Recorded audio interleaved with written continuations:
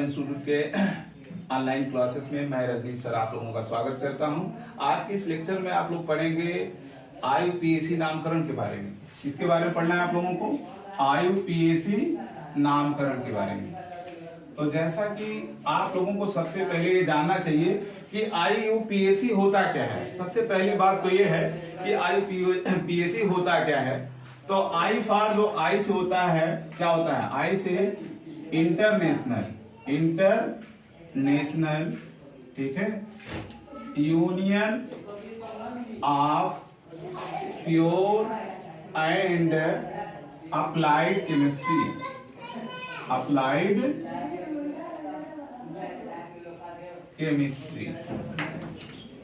ये आपका क्या होता है? IUPAC का नामकरण, ठीक, इंटरनेशनल प्योर ऑफ, ठीक है, प्योर एंड अप्लाइड केमिस्ट्री, ये पूरा नाम हो गया, ठीक। अब IUPAC नामकरण जो है पढ़ने से पहले हम लोगों को ये जानना पड़ेगा जैसे संतृप्त हाइड्रोकार्बन क्या है, ठीक है, हाइड्रोकार्बन क्या है, हाइड्रोकार्बन कितने प्रकार के होते हैं। तो सबसे पहले हम लोग हाइड्रोकार्बन के बारे में पढ़ लेते हैं। हाइड्रोकार्बन,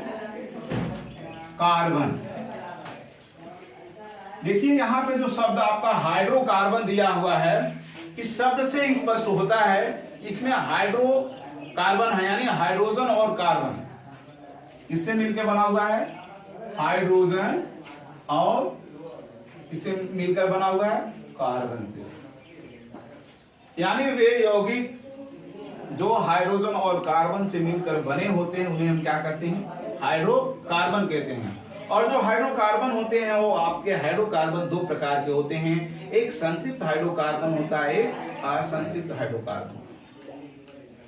ये हाइड्रोकार्बन जो होता है, हाइड्रोकार्बन, ये हाइड्रोकार्बन दो प्रकार का होगा। एक पहला संतृप्त हाइड्रोकार्बन,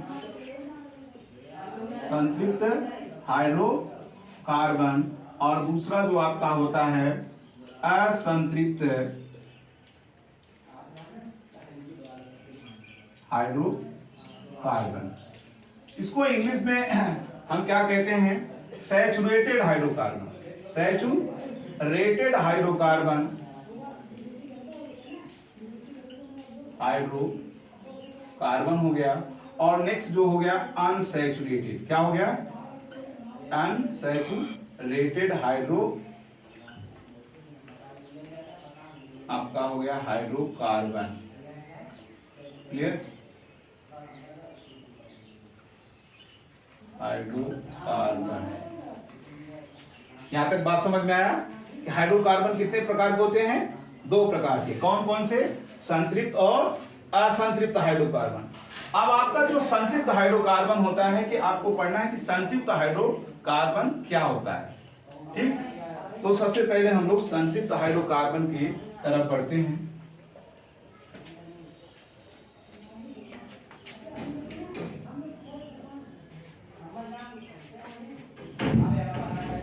संतृप्त हाइड्रोकार्बन,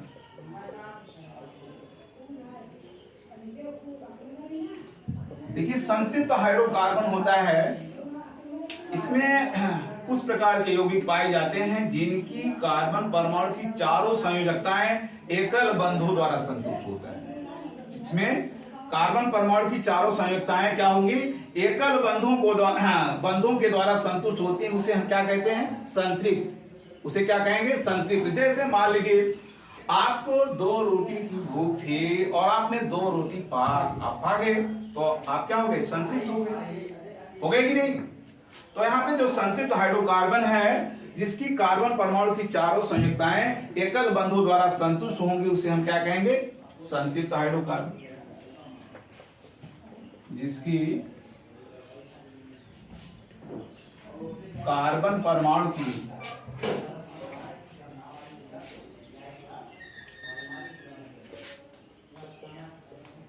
चारों संयोजकताएं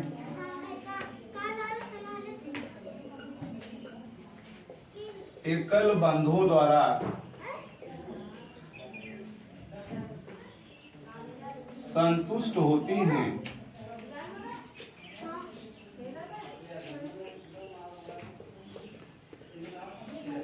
संतृप्त हाइड्रोकार्बन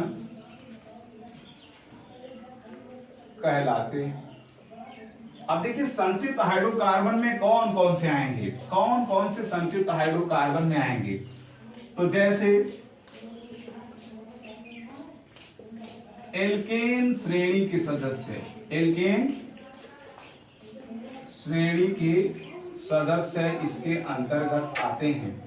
अब एल्केन श्रेणी में कौन कौन से आएंगे, जैसे मेथेन हो गया,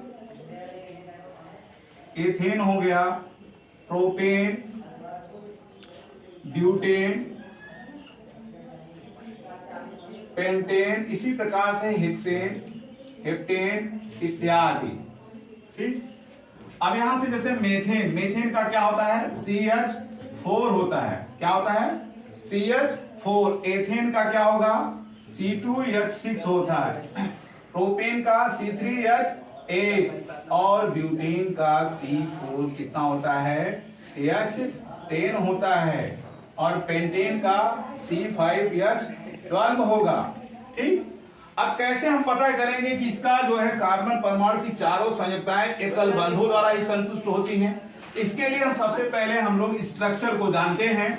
CH4 यानी मेथेन जो है, मेथेन का जो स्ट्रक्चर है इस प्रकार से बनता है। और आप देख रहे हैं इसमें कार्बन परमाणु की चारों जो संयुक्ताएं हैं वो एकल बंधुओं द्वारा क्या है, संतुष्ट हैं। इस प्रकार से हम इसको क्या कहते हैं, संतृप्त हाइड्रोकार्बन। इसी प्रकार से अगर हम सेम एज नेक्स्ट एग्जांपल लें, C2H6, इसमें देख रहे हैं इसमें कार्बन परमाणु की चारों संयुक्ताएं ये भी क्या है, एकल बंधुओं के द्वारा क्या है, संतुष्ट है कि नहीं। इसको हम क्या कहेंगे, ये आपका क्या है, संतृप्त हाइड्रोकार्बन। क्लियर। चलिए आगे बढ़े।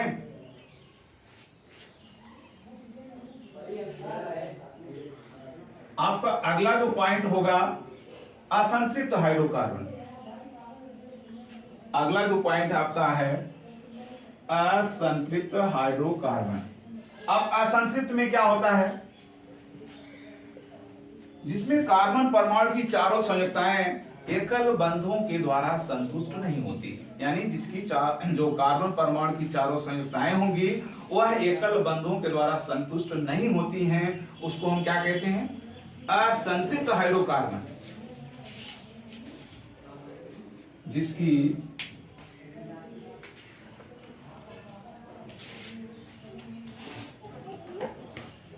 कार्बन परमाणु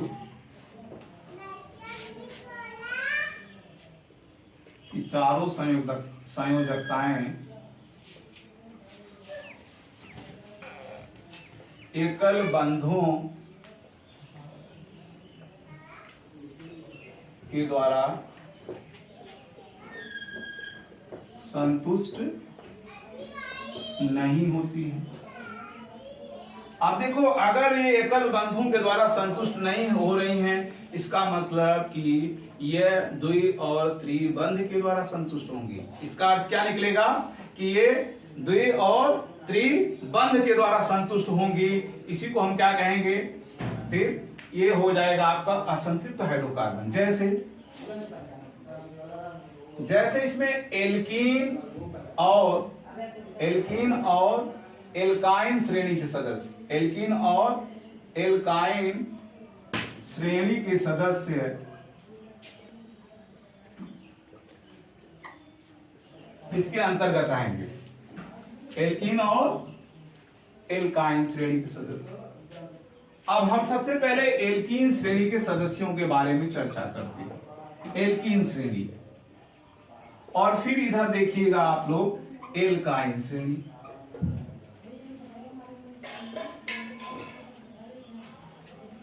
और एल्कीन श्रेणी में देखिए कौन कौन से हैं जो एल्कीन श्रेणी के सदस्य हैं। तो एल्कीन श्रेणी में हो जाएगा आपका एथीन। क्या हो जाएगा, एथीन हो जाएगा, प्रोपीन हो जाएगा, क्या हो जाएगा, प्रोपीन, ब्यूटीन। ठीक। और एथीन का हम क्या लिखेंगे, C2H4, प्रोपीन का C3H6 ब्यूटीन का C4H10। इसी प्रकार से जब हम इसमें आएंगे एल्काइन में, तो एल्काइन का क्या हो जाएगा, एथाइन, इसका हो जाएगा एथाइन, इसका हो जाएगा प्रोपाइन, और इसका क्या हो जाएगा, ब्यूटाइन।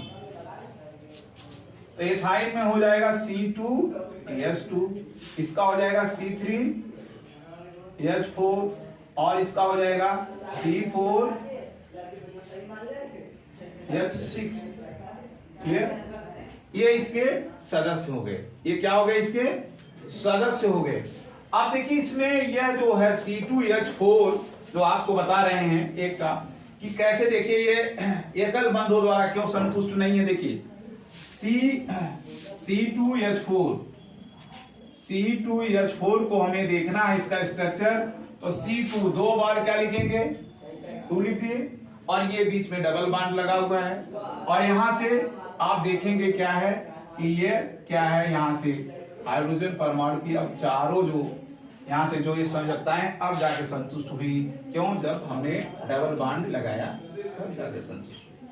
ठीक, अगला पॉइंट जो हमारा है एथाइन। एक एग्जांपल आपको इसका भी बताते हैं। एथाइन में देखिए C2H2 दिया है, तो इसको हम क्या लिख सकते हैं, C2H2 को ऐसे भी हम लिख सकते हैं, देखिए,